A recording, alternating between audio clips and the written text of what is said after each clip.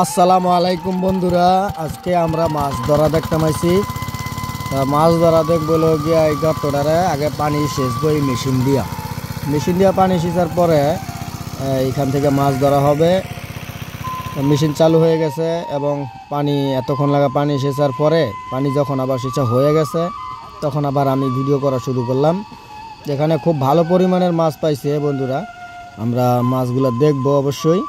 এই যে আমাদের আসান ভাই, উনি সব মাছ একটা ক্যারেটের মধ্যে নিতেছে।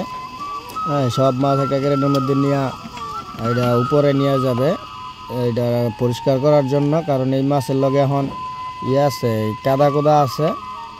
এই কাদা পরিষ্কার করলে পরে আমরা মাছগুলো দেখতে পারবো।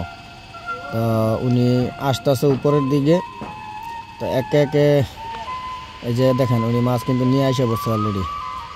তো এই মাছগুলো আমরা নিয়ে পরিষ্কার করুম, পরিষ্কার করে পরে আপনি করে দেখামো যে কত সুন্দর দেশি মাছগুলো পাইছে এখানে। আপনারা এই যে দেখেন এখন মোটর দিয়া পানি দিতেছি, মোটর দিয়া পানি দিয়া পরে এটা পরিষ্কার করুম। আস্তে আস্তে কিন্তু পরিষ্কার হয়ে যেতেছে বন্ধুরা, দেখতে থাকেন। এই যে দেখেন আগে অনেকগুলো পেক কাদা ছিল, কিন্তু এখন পেক কাদা একবারে কম। মাছ দেখেন টাকি মাছ এত বান্দর লাফায় লাফায় ফেরে জায়গা। টাকি মাছ হচ্ছে লঙ্কা বান্দর মাছ।